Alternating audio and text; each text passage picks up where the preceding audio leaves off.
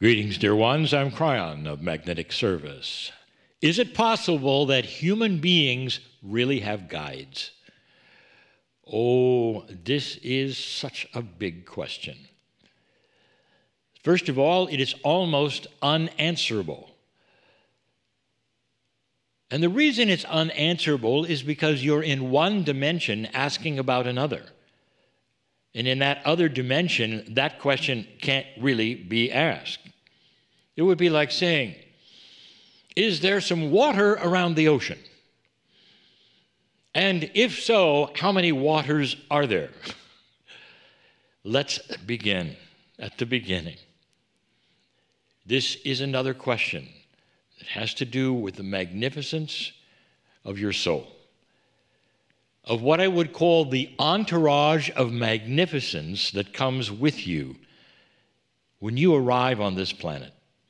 We have spoken of this so many times. There are those of you who say, I feel guides around me. As I awaken further, as I'm more aware of a greater truth and these esoteric things, and even watching channels like this, I am also aware of other energies around me. You're right. The more you give permission and allowance for awakening, the more you will feel that which is the parts of your soul. I'll tell you, the answer is yes. Humans, you have guides. You have guides when you're born. They don't ever change. And this is something I have said before. They appear to change, but they don't. They just change clothes. And you think they're new.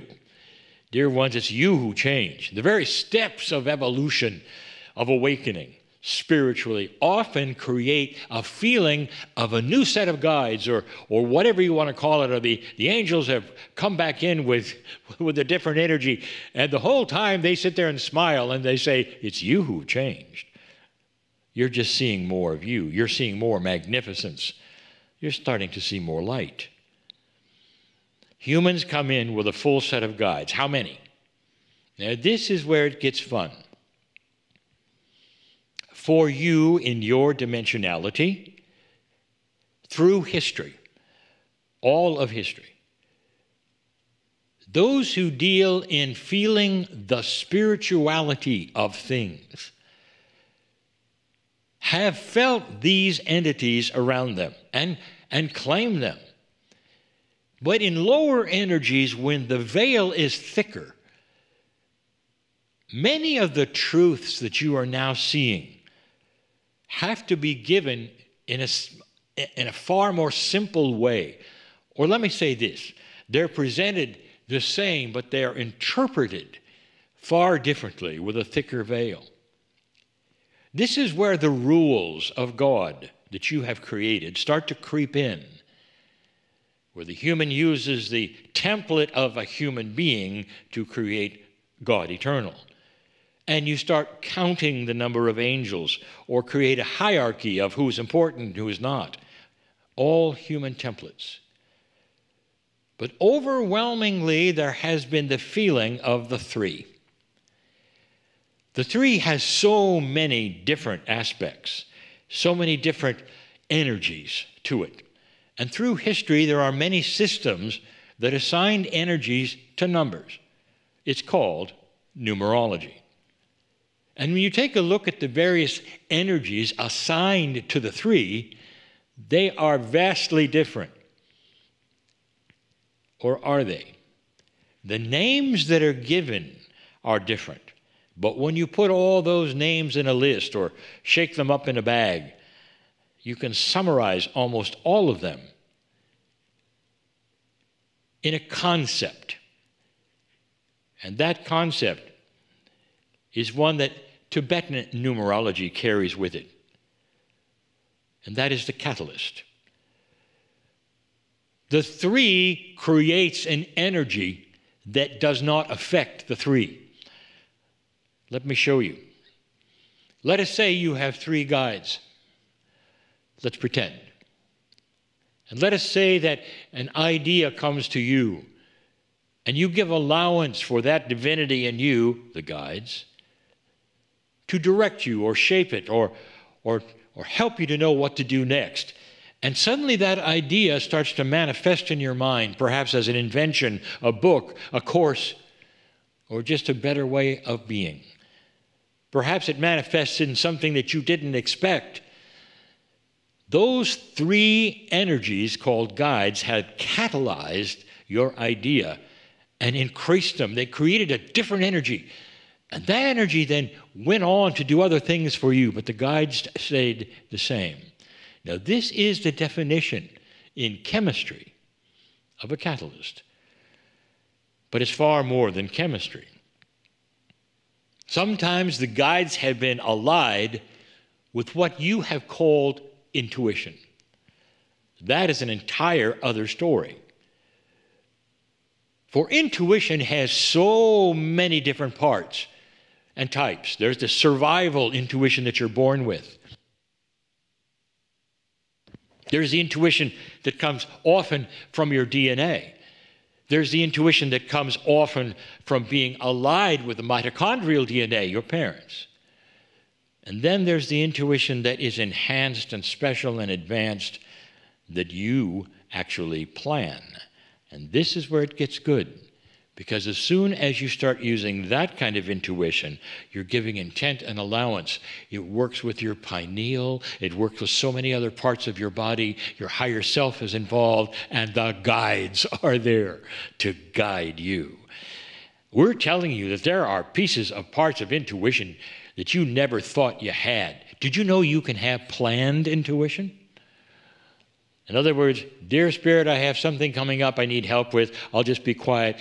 Let pop into my mind what should, so I'll do the right thing. How many of you have done that?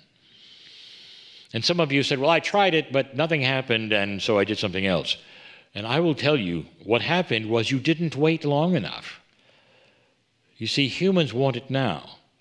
What if the answer could only happen at the moment of the issue you've asked for? I need to know what to say to this or that person about this issue, and I need to be compassionate and kind. I just don't know what it's going to be. Don't be surprised if that happens the moment you open your mouth. And that is the intuition, and that's the guides. How many guides? That number? Take a look at what history has done religiously, spiritually, with the number 3. It's throughout so many systems. Perhaps the one that you're most common with in your culture, if you're watching this, and your culture is that of my partner, would be the Holy Trinity. This came directly from the other side of the veil, looking at the 3 as something very, very special, a catalytic energy that makes a difference. Now, the humans take that energy and want to split it up, identify it, and give it names. Because this is the linearity that humans have.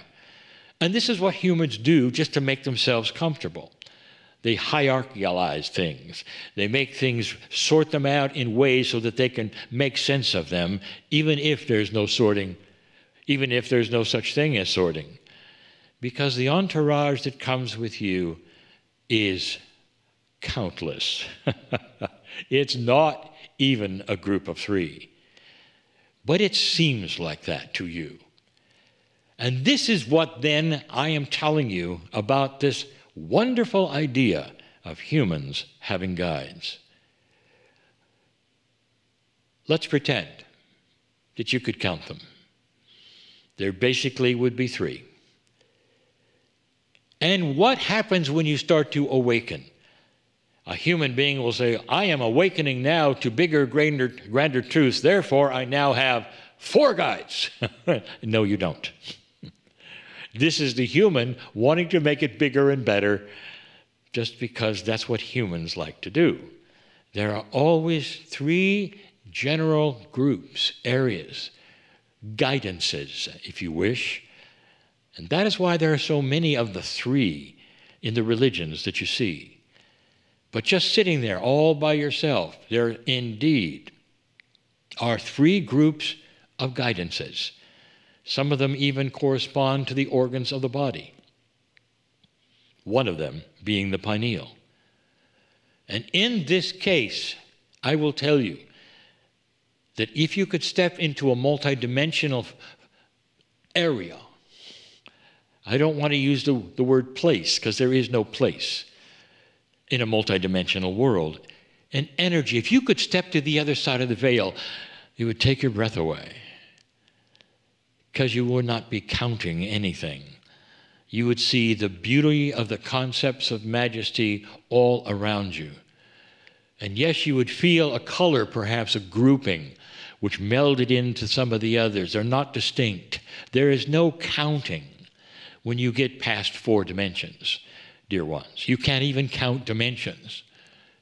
It's like we've said before, 1, 2, 3, 4, all. This is the tendency of the human to say, I am going into the next phase. I'm going into the next dimension in my life. It's going to be number 5. I'm going to have 4 guides, 5 dimensions, and on you go, not understanding you've simply stepped into everything at once. The ocean doesn't have pieces and parts of the ocean around it, and you can't count water. You could count molecules. Go ahead, I'll wait. Do you see how this is? It's a beautiful, universal soup of energy, and so much of it is identified when it comes in with you, belonging to you. What if I told you something you need to know? Listen, for those esoterically minded or just getting this and just perhaps reeling with the wonderment of it all, I will tell you something you need to know. You can make those guides angelic if you wish. And I want you to know this, that every single time you come into this planet at the wind of birth, they're the same guides, the same ones. They're the best friends you have. This is why you're so comfortable with them. And they never change. The idea that somewhere along the line there'd be a guide change is a human concept. There is a human change. They may change clothes. They may get a little brighter. And you think, using the human brain, you say, well, I just got 3 new ones. No, you don't. This is such a beautiful concept. Think of it, lifetime after lifetime after lifetime. They're the same guides. Oh, there's so much more to tell. Perhaps we'll even continue this in a different way later. But for now, oh, the answer is yes. From birth, sitting there, these guides, waiting for you to awaken and know they're there. Some of your best friends all your life. Why don't you say hello to them, claim them, let them start using that beautiful part of majesty you have, you were born with. And so it is.